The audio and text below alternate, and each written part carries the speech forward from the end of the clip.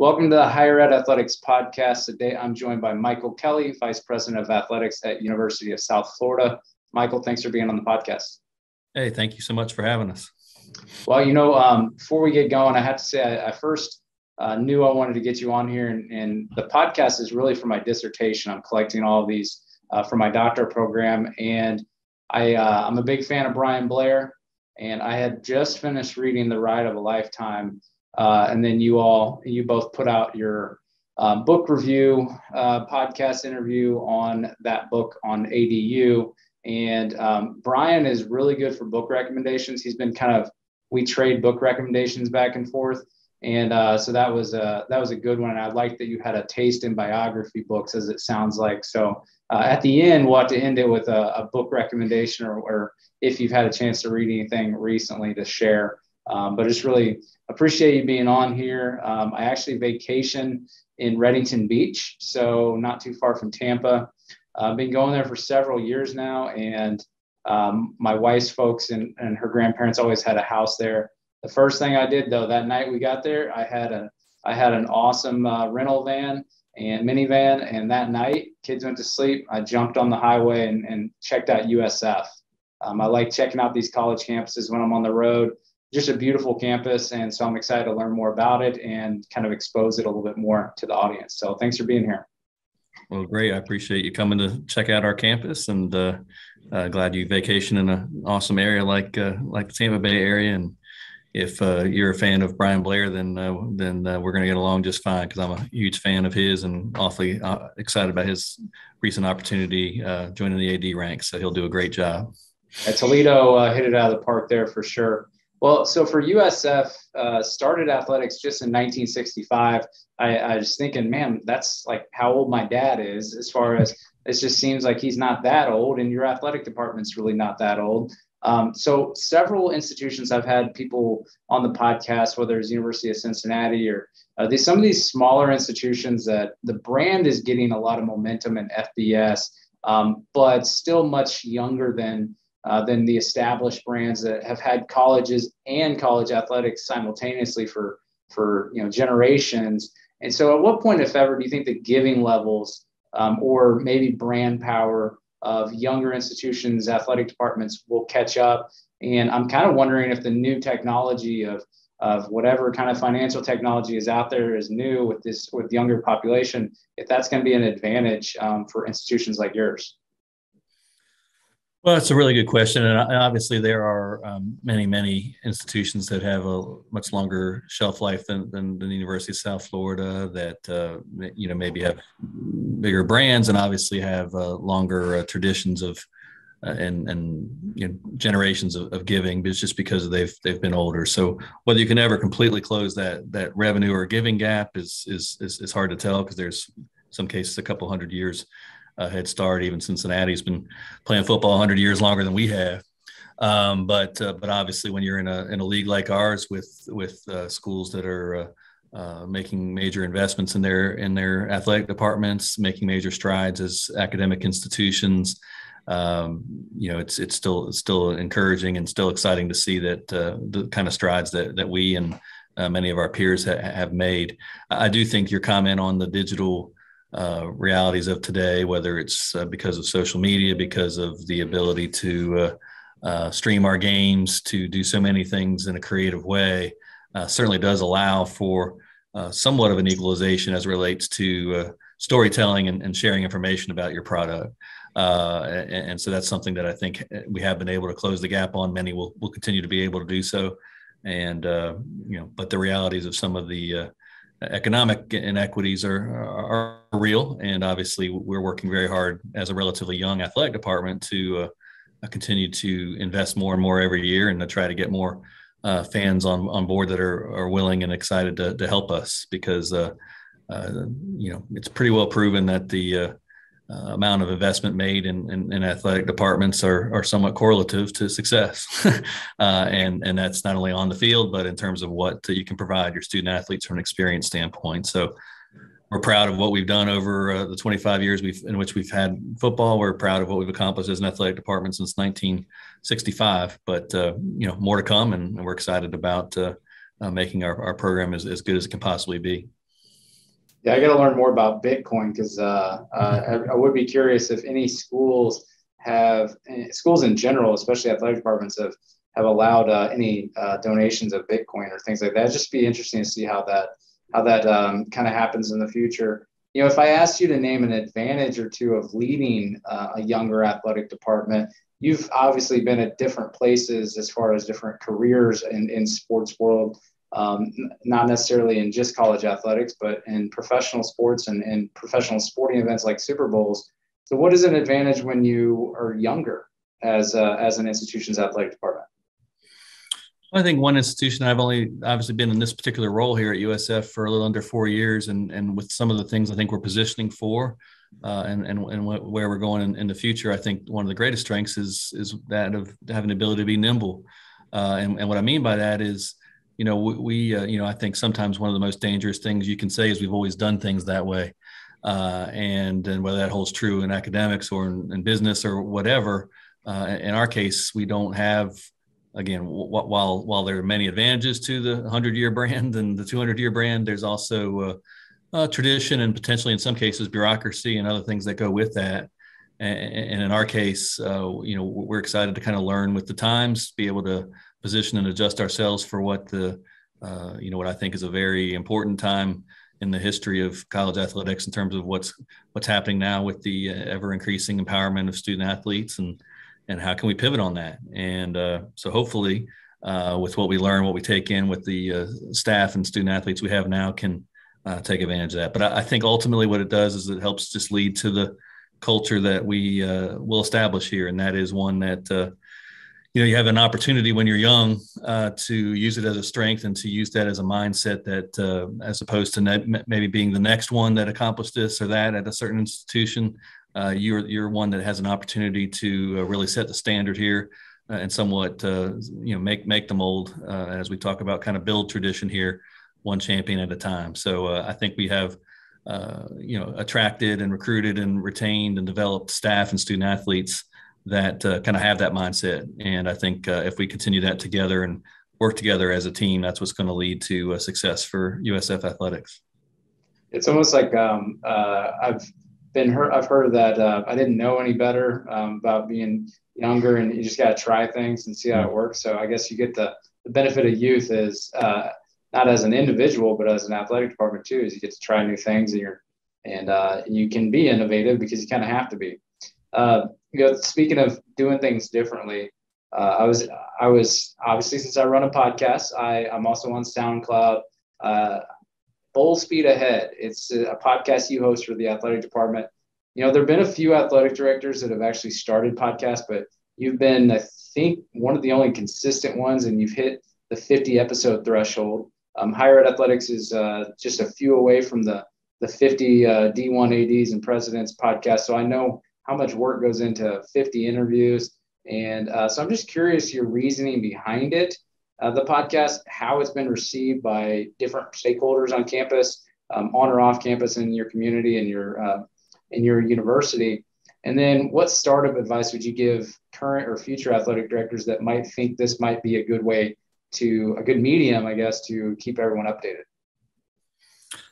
Well, I just happen to really like the medium. I use it a lot for my other general education and for news and other insights and history and everything else. So I enjoy the medium. I commute to work. I walk a lot, so it just gives me a great opportunity to learn from a lot of different sources. And I just felt when I came here that I like the medium. It can't be the only one that you can provide because you have folks digest things in a lot of different ways. But what I like about it is you can be fairly consistent, and I think you can go so much deeper in trying to either introduce our fans and our stakeholders to different people in our department, that you can get a little deeper into understanding either their background or their reasons for their decisions, and even for things that I want to share. I think you can go so much deeper into explaining a topic than I might be able to do in some of the emails or letters that I send out to our staff and to our constituents. So all those aspects are important.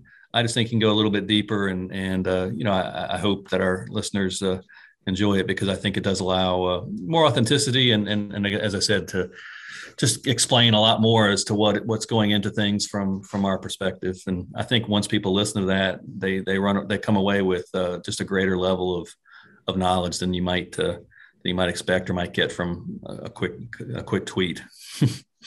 What kind of podcasts do you like to listen to? Because I know you talked about you read in different types of books of biographies. So I listen to a lot of different podcasts that have nothing to do with athletics too. Just kind of curious, what's kind of in your podcast app library? Yeah, that's a good question. I really enjoy the History Channel has a This Week in History podcast that they kind of go back and find something that happened that particular week. I love that particular podcast. I listen to Up First from NPR every morning on my drive in. A handful of authors that I like to listen to. John Gordon's got a great one with Positive View. The Axe Files is a very interesting one as well, interviewing a lot of different folks. So those are just some of the ones that I enjoy listening to. But that History Channel one in particular, I think is really, really, really well done. See, those are all great. My feelings aren't hurt because you didn't say higher ed athletics, but you also didn't say any other athletic ones. So I'll just take it as you're trying to get a break. I can't promote ones that I'm on this forum, right? So. Yeah, I'm just giving you a hard time. I also read that you have lectured at several institutions, been an adjunct at some as well. Not sure if you're still doing that, especially with being really busy, but what classes have you historically taught, topics you typically lecture on if you're a visitor, and also just what are some of the joys and insights you get from those experiences? Oh, well, I enjoy it very much. I mean, obviously, I know some people don't want to believe it, and some people lose sight of it, but while we are definitely sports oriented and we are obviously have a lot of business to sports business aspects of our jobs, we are in higher education and a lot of it still revolves around how do we make the dreams come true of the 450 student athletes here at the University of South Florida, and beyond that, the 50,000 students that are here. And as a vice president of this university and as a director of athletics, I think it gives me a chance to share knowledge about not only maybe career paths, but to, again, share insights as to what is affecting this institution and institutions across the country at this time. And if I can help share insights and open up doors and avenues for our students, I think that's wonderful. That's kind of one of my reasons for being in this role. But in the past, I've also had a chance, growing up, I went to St. Thomas University for my master's degree. So when I was living in Miami and running the Super Bowl there and working with different organizations, I did serve as an adjunct professor at St. Thomas. I still go back there and speak because I serve as a member of their presidential board of advisors still, and they've got one of the preeminent, sports administration programs in the country.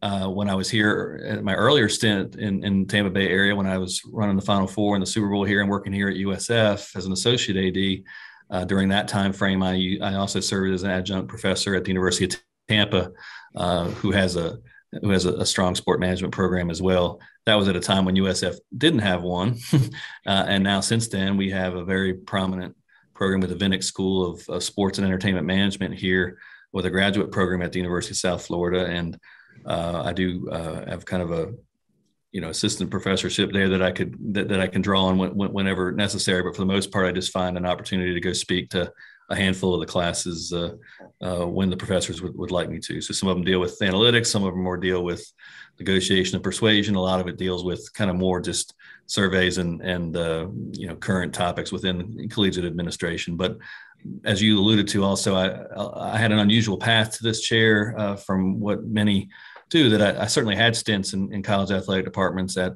Wake Forest and then here at the University of South Florida. And I served 6 years at the Atlantic Coast Conference office. But for the most part, a lot of my experience has been, I would say, mega event management, 3 different Super Bowl host committees, 1 Final Four, and then 6 years leading the college football playoffs business aspects as it relates to setting up the system there, as it relates to the events and the bowls and obviously the national championship game. So a lot of my topics and a lot of places I've been asked to go speak is usually as it relates to team building and ultimately event management and project management, I guess I would say, as you build things. And ultimately that's what led me here. It was an opportunity to come back to the University of South Florida at a very exciting time where ultimately I think it's laying the foundation and building something that will not only be we can be proud of now, but it's something that's going to be able to sustain itself and stand the test of time here. And that's why we're excited about what we're accomplishing here at USF and why it was so motivating for me to come back here. Yeah, so I think it's awesome when we see athletic directors still teaching, and John Curry at Wake Forest, I know he teaches at least one class. Nina King teaches from Duke. She's in the business school over there too. And I asked her when she was on the podcast, because I know she was on the women's basketball committee and hiring a basketball coach to replace Coach K, and then to be a new athletic director. She said she was still going to be teaching the class, co-teaching, but I just think it's awesome. And, when you talked about University of Tampa at the time, I have South Florida roots. I spent a year and a half as a grad assistant at Nova Southeastern in Fort Lauderdale. I call it Davie, Florida, but nobody knows what Davie, Florida is. I know Davie. Yeah, so we got the Sunshine State Conference connection there with Tampa. But I think I read on your bio that you also got your start with the Marlins. And so when I was in the MBA program at Nova, and we did a lot of work with the Marlins at the new ballpark. So I just think your breadth of knowledge of different levels of sports, I just think it'd be awesome to sit in on a lecture if I was a student or a young professional. Another reason why I really wanted to have you on here, just with your Super Bowl experience too. I had Fred Glass, our former athletic director. He's been on the podcast a couple of times, and he helped bring the Super Bowl and a bunch of these events that Indianapolis hosts, including last year's entire basketball championship. He helped usher in that. So a lot goes into those roles that certainly is a lot of knowledge. So I just think it's awesome you keep teaching. I think like I said, I think it's a big part of it. You mentioned a lot, and I know a lot of ADs that still do that. And yes, I know. I'm glad to hear Nina still is doing that. I know her predecessor did that as well. I was able to go speak with them at one point in time also. And they teach together. Yeah, so they're teaching together. Yeah, it's quite a combo. So that's awesome.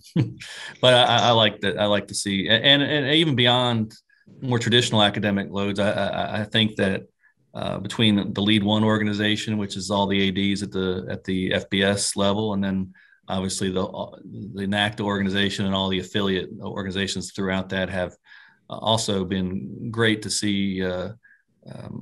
My colleagues and so many others before us that have used this as a great opportunity to teach from a professional development standpoint. So I think from both an academic side and from a professional development standpoint, it's great to see athletic directors and other athletic administrators giving back in that regard.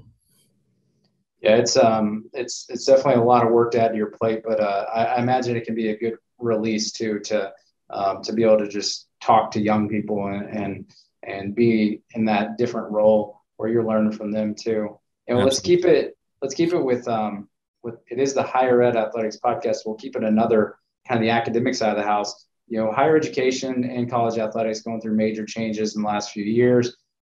Just kind of thinking about how, as an industry, you think college athletic practitioners and athletic directors maybe can better leverage the brain power on their own campuses or in your athletic conferences campuses. Big Ten is a big influential thing in there is the Big Ten Academic Alliance. And I know some other conferences have done those things, but it just seems like sometimes we're not on the same page or same team, that the institution has so much brain power. Just kind of what your thoughts on that might be. I think you've brought up a great point that it's something that we continue to try to build on opportunities here at USF, and think maybe we haven't done as much of it in our infancy as we probably should, but I think that is without question changing. I mean, there's so much you can learn and a lot of different shared resources you can garner together, whether it's in academic services for our student athletes, whether it's on DEI type initiatives that the entire campus is dealing with and can learn from. So many different things. Obviously, research, analytics. We just had with our sport entertainment management. They do such a great job every year in hosting, experts from around the world, particularly as it relates to different topics of sport administration. But as I said, specifically in data analytics, which is only helping us have very smart GAs and very great professors that can help us get smarter with our business and be able to use, knowledge in a more efficient way. So, being able to be a part of a major university is just fantastic. Even in our, obviously some of the more obvious areas within our athletic medicine area, being able to have benefit from the master's in athletic training we have here at USF, obviously the great medical school here at USF to help us with having access to doctors and residents. So we benefit each and every day from the brain power here at USF. And I know that's what happens at many universities. That's one really, really huge advantage. So, that's what makes it fun and special as well. Yeah, I saw some pop up with NLI and some new initiatives that the institution side was helping. And same thing here. But also athletic training is huge because that and exercise science, because it kind of goes both ways. If you did exercise science, you'd have a lot less probably students in that are not student athletes, just because it is going to be kind of one of your more popular ones.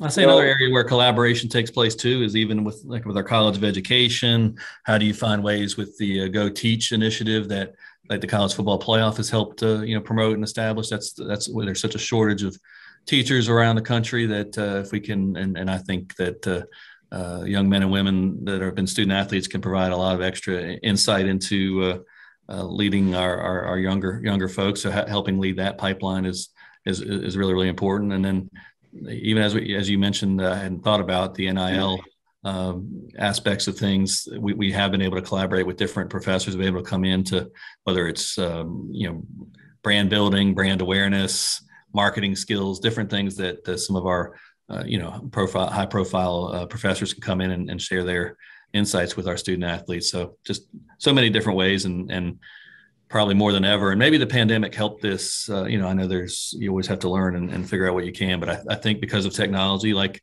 we started to use so much more like what you and I are talking on today, and it just opened up a whole new level of collaboration, I think, with our university and our efforts and again, finding efficient ways to use the brain power of the university for the betterment of our student athlete experience.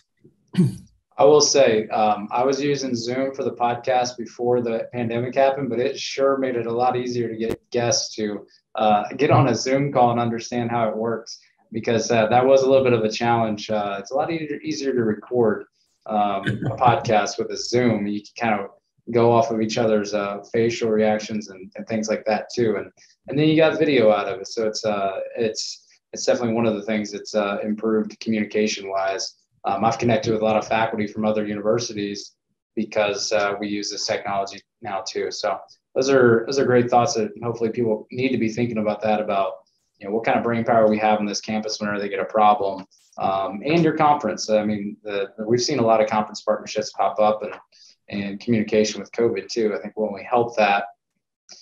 Travis, I neglected to say that. You're absolutely right. Not only what we do, I focus my comments on the collaboration here on campus, but you're right. Some of my training at the Atlantic Coast Conference, they were always great to have different collaborations amongst their institutions. Here in the American Athletic Conference, we sponsor an annual academic consortium where all of our FARs lead it. One of our different institutions host it each and every year and have different focuses. So you're sharing faculty expertise from all of our similarly minded institutions. So that's another great thing, another great powerful thing that this collaboration of sport that these conferences provide, and certainly some extent that the NCAA helps cultivate as well, is another great thing that I'm sorry I neglected to say. But you're absolutely right. The power of conferences can bring a lot of other great minds together as well, and shine a light on major initiatives, particularly in our conference. It's focused a lot from the request of our student athletes to mainly focus on mental health and a lot of different awarenesses and opportunities to help in that regard. So that's been a major step forward because of that collaboration. Yeah, it also reminds me, we had the Big Ten Academic Alliance had this initiative where it's led by the provost offices of each institution. And we had an online class list that anyone could take from any of those schools so you could take a class offered by another university. And there was like probably 50 classes they could choose from. And that was there was this big push to get to online, and we were trying to be interactive and help people out. But just another one of those great benefits that we have because of sport. We talked about brain power. I've been adding this to the hopper of questions to ask, a couple of these that were coming up. So lots of people share advice for they'll offer up opinions. But how do you determine if it's actually good advice for either yourself or your own institution? How do you kind of separate those two? You want to collect and filter it out. But what's kind of your thought process with that? On decision making and different advice that you get from different aspects. Any advice anytime you're seeking advice for a decision you have to make, a lot of people have a small group they'll go to, but sometimes it's unsolicited advice. You might hear it on a podcast and you might filter it through your head of, I don't think that would really work for me. And just kind of your thoughts on experience with that. Sure. Well, I think decision making at any step in my career, and certainly even as it is now, when you have so many, like every decision we make can have a lot of different viewpoints on it, and you really just have to become as educated as you can, seek the kind of make sure, I think, and have the discipline to think about it from a lot of different perspectives, and then you kind of have to kind of ground yourself in I think a handful of guidelines and principles in your decision making that ultimately make you make that decision. So I'm one that does like to listen to a lot of different viewpoints. I expect whether it's staff or constituents and others to certainly understand while their input is valued and appreciated, that ultimately we do have to make a decision, and that we make that decision and move forward no matter how difficult it may be. So every decision has its own time frame, and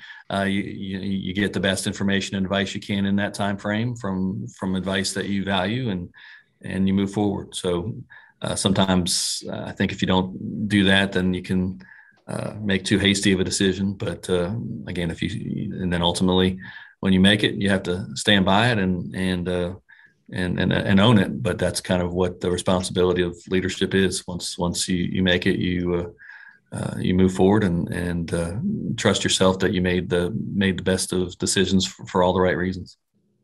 When I had Mitch Barnhart, I think he was like the second person to ever be on the podcast, a few years ago, and I asked him a similar question, and he talked about he has this small group of people, confidants, that he will go to a big decision with, and just kind of a sounding board. You don't need to name names. You can if you want, but I mean, is that something over your career, whether in college athletics or professional, that you have, 5 or few people, a small group that you feel like you can go to with just being a sounding board, and maybe it can be a lonely role. Sometimes you might not want to share all the details of a decision with your direct staff, but is there anyone in your life like that from your career? Yeah, I've been really fortunate to have been able to work with and for and in association with a lot of folks that I appreciate and value, and still count on a lot today. And all of them kind of had that same sort of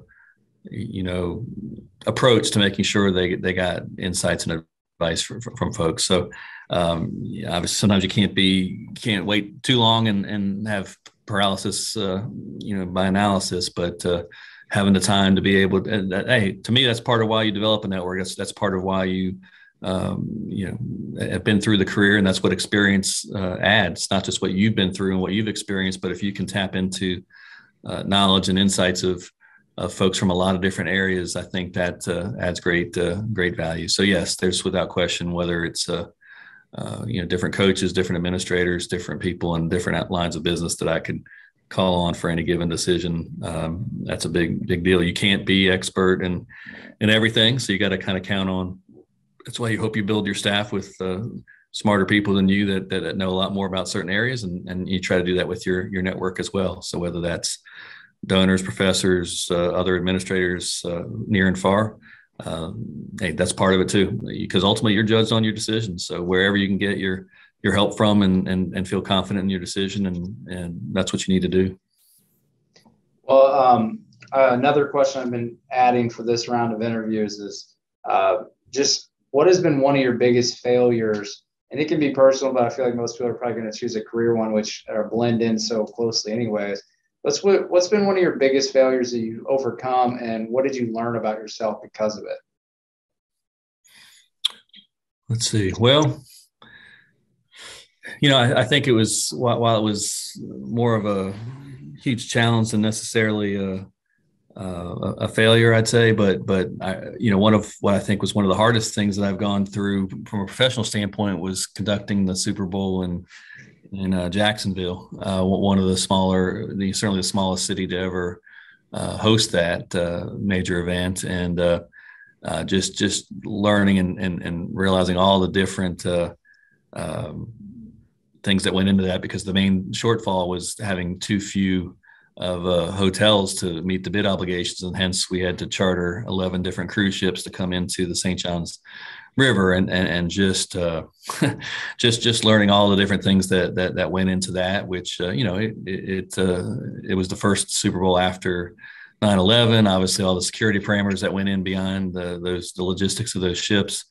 One thing that I remember vividly was that I was somewhat out of the control that certainly hurt the experience for some, was that it was, of course, a foggy morning when the ships were coming in that day. It delayed the arrival of some of the ships when some guests were coming in. And, it's one thing if your room's not ready at a hotel, but when your hotel's not there yet, that's a different, that's a different matter. But so I guess what I would say is that while I take a lot of things ultimately that got me to realize is that I take a lot of things to heart. I take a lot of things hard when they don't go well, and even some criticism that you might take. But again, you have to take confidence in that you did the very best you could. Did you put forth the effort that you needed to? Did you make the best decision possible? And ultimately, there's some things that are completely out of your control, and you have to acknowledge that too, and realize there's different forces involved. So hopefully that's just something that I've learned from it, and something I need to continue to get better at, is not trying to take everything quite to heart and as personally as I do, because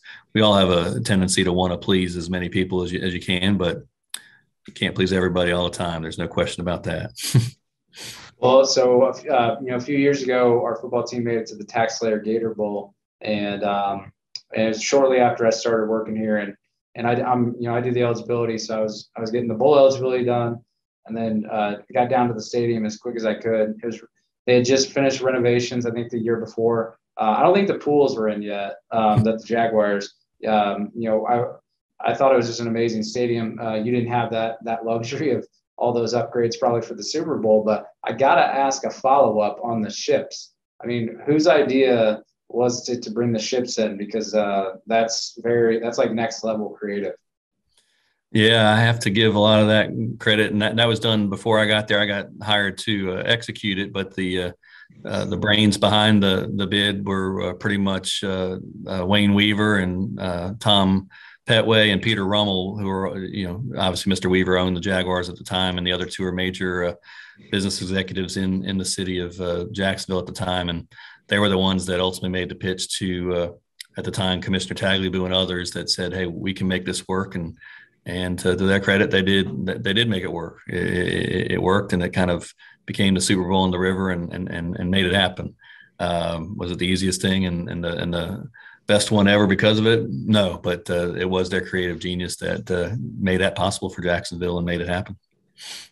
Yeah, man, it'd be one thing to hear that. I throw that idea out, but I'd almost feel bad if I got the idea approved and then I told someone else they had to execute it, because that's almost setting someone up for failure to, hey, let's bring in all these ships. Oh gosh, those things are not small either. Living down near Miami. To their credit, they were there every step of the way to make sure it was successful. So I appreciated their follow through. But yeah, when you start thinking about the logistics involved with that's what 9/11 did to that would have made it so much difficult from when they first put the bid forward, was the extra security and the logistics you had to put into some of these ports that we were using, and even the complexity of docking these major ships. And as I said, fog being a factor, which we knew could be possible, and unfortunately just happened to happen on that day. But even getting to the ultimately what's the return on investment based on how many rooms you can bring in, based on could they make it under the height of the ships, making it under key bridges that you had to get under 3 different bridges to get ultimately to all the way downtown. And so which ones could get to which point and at what time of day, and what was the tide like, and how many feet clearance could you have on the bridge span, were all things you had to consider deeply. So it was a fascinating experience, but But yeah, a lot of details there. That should be it'd be funny if someone puts that in the bid, the next bid that Jacksonville puts in to host a new Super Bowl. Look, we did this once. That's but you got to be careful because Indianapolis, when we hosted in 2012, everyone thought it was going to be horrible weather, and it was like the warmest week we had in years. And if we had it again, it'd probably be the coldest and iciest week ever. So I guess maybe we'll just leave the shipyard outside the Super Bowl just a one and done, maybe. Just be grateful that it happened and remember the good time. Remember the good times. Well, I got to close it on book recommendations like I tied to the beginning. I just finished Amazon Unbound, starting the founders, the story of PayPal and the entrepreneurs that shaped Silicon Valley. Just because I like pulling the weirdness of the ideas and the brainstorming process. Brian Blair had a great one that he recommended was based on Chick-fil-A's management principles that I just finished too. Just kind of curious if you've had a chance in the last year to, even if you haven't read it yet, maybe something that's on your bookshelf or on your Kindle app that you might share and recommend to people. It has been a while since I've been able to sit down. The one that comes to mind that's not too new, but I actually go back and read it from time to time is it's a book called Leadership for Turbulent Times. And it's kind of a survey of, I think, 4 or 5 different presidents by Doris Kearns that, kind of built onto one of the more famous books with, on Abraham Lincoln in terms of